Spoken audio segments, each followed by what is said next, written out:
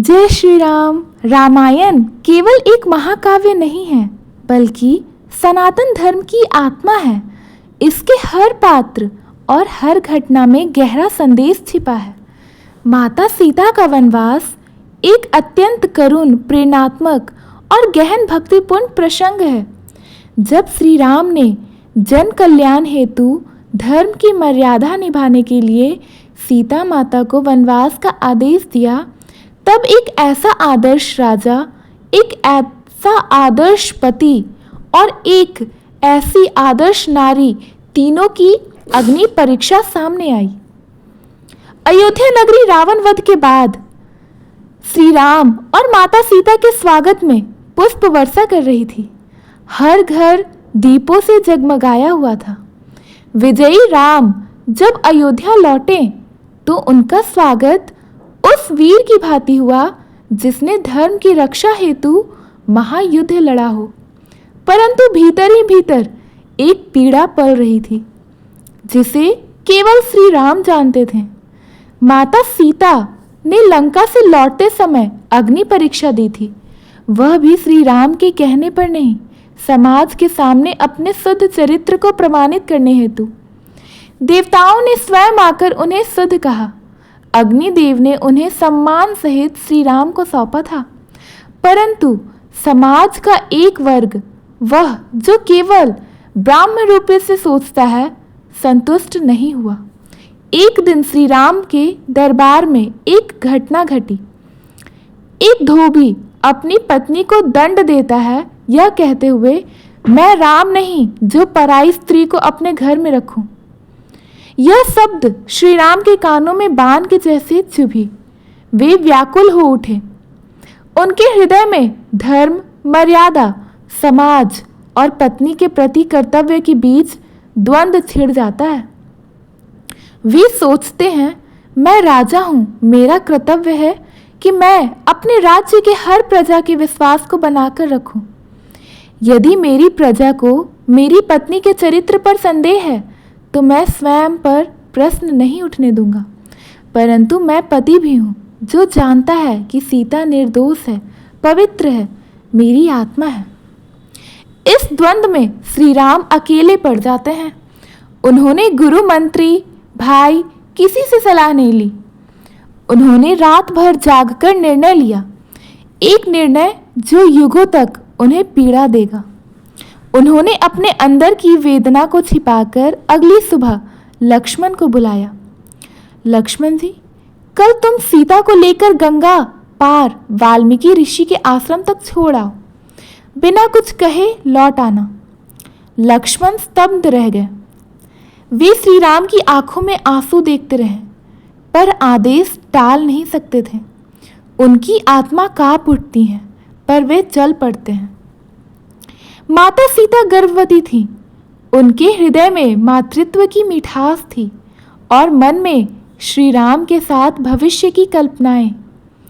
उन्हें क्या पता था कि वह यात्रा जो उन्हें लक्ष्मण के साथ मिल रही है, वह वापसी रहित होगी। लक्ष्मण ने उन्हें वन की ओर ले जा रहे थे, गंगा के पार, जहां वाल्मीकि ऋषि का आश्रम था। रास्ते भर लक्ष्मण मौन रहे। उनकी आंखें नम थीं। सीता माता को शंका होने लगी।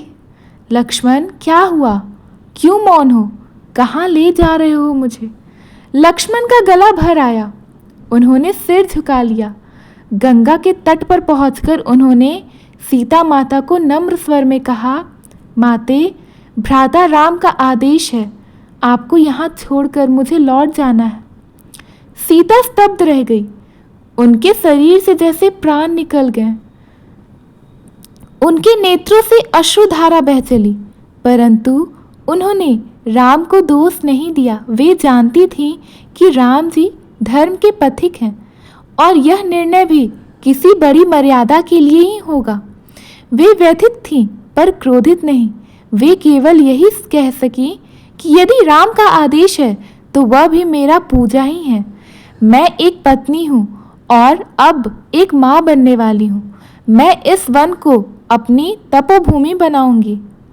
लक्ष्मण रोते हुए लौट गए और माता सीता अकेली अरण्य में एक गर्भवती स्त्री वाल्मीकि आश्रम की ओर बढ़ी। वाल्मीकि ऋषि ने उन्हें सम्मानपूर्वक आश्रय दिया। उन्हें जानने की आवश्यकता नहीं थी। ऋषि ने दिव्य दृष्टि से जान लिया कि यह अयोध्या की महारानी नहीं, बल्कि त्रैलोक्य की मर्यादा की मूर्ति है। आश्रम की स्त्रियों ने माता सीता की सेवा की और कुछ ही समय में उन्होंने जुड़वा पुत्रों लव और कुश को जन्म दिया। उनका जीवन अब मातृत्व और तपस्या का संगम बन गया था। सीता माता ने अपने पुत्रों को राम कथा सुनाई थी। उन्हें धर्म, शौर्य और सत्य की शिक्षा दी। वे जानती थीं कि एक दिन ये पुत्र ही अपने पिता के सामने खड़े होंगे, पर बताओ शिष्यों ने न कि पुत्रों के रूप में। रामायण केवल एक महाकाव्य नहीं है, बल्कि सनातन धर्म की एक ऐसी ग्रंथ है जो हमें हमारी हृदय तक पहुंचती है। वाल्मीकि ऋषि का आश्रम अब सीता माता के लिए तपोभूमि बन गया था। लव और कुश ने वहीं बचपन बिताया, परंतु वह कोई सामान्य बचपन नहीं था। वे राम और सीता माता के पुत्र थे और उनके रक्त में धर्म, शौर्य और करुणा स्वाभाविक रूप से बह रही थी। वाल्मीकि ऋषि ने उन्हें वेदों, शास्त्रों, धनुर्विद्या, नीति, संगीत और संस्कृत काव्यों की शिक्षा दी थी।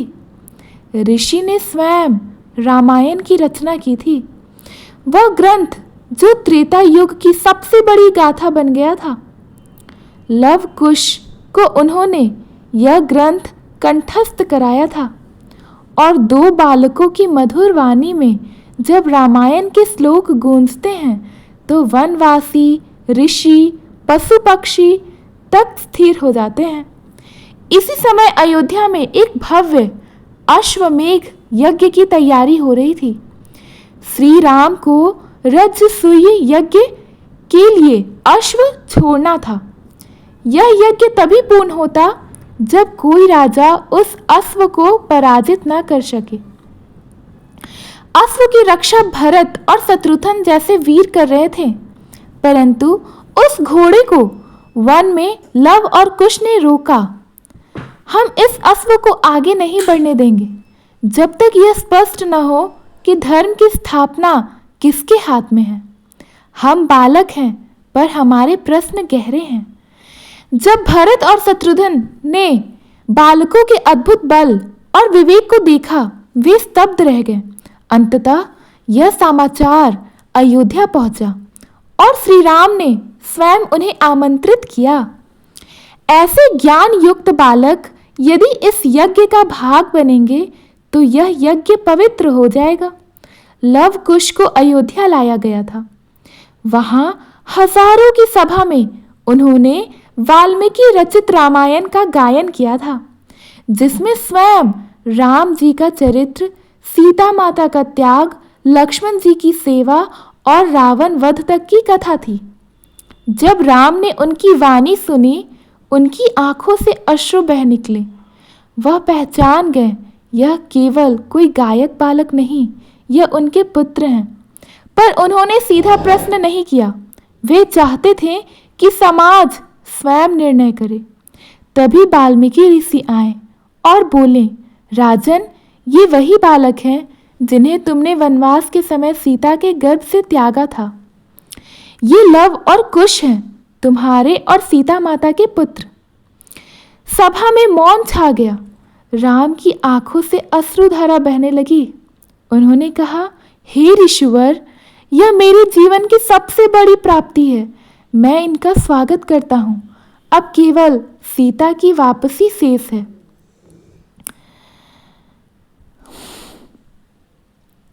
श्री राम के मन में वर्षों से जो पीड़ा थी, वह अब समाप्त होती प्रतीत हुई। उन्होंने अपने पुत्रों को पहचान लिया था और अब उन्हें केवल एक ही आकांक्षा थी कि माता सीता की वापसी हो जाए। उन्होंने समाज के सामने यह घोषणा की, यदि सीता माता शुद्ध है, यदि उनका मन, तन और वचन सदैव मेरे प्रति पवित्र रहा है, तो वे पुनः अयोध्या की महारानी बनेंगी। मैं स्वयं उन्हें आमंत्रित करता हूँ। वाल्मीकि ऋषि सीता माता को लेकर सभा में आए। सभा में हजारों जन उपस्थित थे, ब्राह्मण, ऋषि, राज परिवार, सभी। सबकी आंखें सीता की ओर टिकी थी। वे पीतांबर वस्त्रों में तेजस्वी मुख और शांत भाव से चलती हुई, वह दृश्य जैसे स्वयं पृथ्वी की मर्यादा प्रकट हो रही हो। श्री राम बोले, हे जानकी, यदि तुम्हारे हृदय में मेरा प्रेम और पवित्रता है तो इस सभा में शपथ पूर्वक बताओ कि तुम निर्दोष हो। मैं तुम्हें पुनः स्वीकार करने का प्रस्तुत हूँ। माता सीता ने दोनों हाथ जोड़े और पृथ्वी माता की ओर देखा। उन्होंने कहा, हे पृथ्वी माता, यदि मैंने कभी भी अपने मन, वचन या कर्म से श्री राम के प्रति किसी भी प्रकार का दोष नहीं किया, यदि मैं सदा पवित्र रही हूँ, तो तुम मुझे अपने अंक में ले लोगी। यही मेरी अंतिम अग्नि परीक्षा होगी। क्षण भर में ही पृथ्वी दो भागों में विभक्त हो गई। एक स्वर्णिम सिंहासन प्रकट हुआ जिस पर पृथ्वी माता स्वयं उपस्थित थीं। उन्होंने सीता माता को अपने अंक में समेट लिया। सीता माता का तेज उस समय इतना प्रबल था कि सभी देवताओं ने नमन किया। श्री राम स्तब्ध रह गए। उनके हृदय का टुकड़ा हो गया। उनकी प्राण प्रिया उन्हें सदा के लिए छोड़कर चली गई। उन्होंने कोई विरोध नहीं किया क्योंकि वे जानते थे यह भी एक मर्यादा थी और सीता ने अपनी अग्नि परीक्षा स्वयं पृथ्वी को सौंप दी थी। उन्होंने कहा, सीते, तुमने मेरी नहीं समस्त स्त्री जाति की मर्यादा की रक्षा की है। तुम केवल मेरी पत्नी नहीं, त्रिलोक की शक्ति हो। तुम्हारा स्थान मेरे हृदय में सदा रहेगा। इसके पश्चात श्री राम ने एक और निर्णय लिया। कुछ वर्षों तक उन्होंने लव कुश को राज्य का उत्तराधिकारी बनाकर स्वयं सरयू नदी के तट पर तपस्या की और अंततः ब्रह्म के अवतार श्री राम अपने सभी स्वरूपों सहित वैकुंठ को लौट गए। माता सीता का वनवास केवल त्याग नहीं था, वह आदर्श था। उन्होंने संसार को दिखा दिया कि स्त्री की शक्ति उनके धैर्य, उनका करुणा और तपस्या में है। वह पतिव्रता की मूर्ति थी, परंतु उन्होंने स्वयं को कभी दुर्बल नहीं समझा। सीता माता का जीवन एक संदेश है जहां नारी केवल पुरुष की छाया नहीं बल्कि धर्म और मर्यादा की पूर्ण मूर्ति है। श्री सीता रामचंद्र की जय।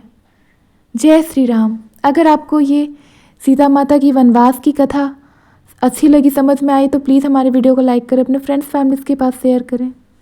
धन्यवाद।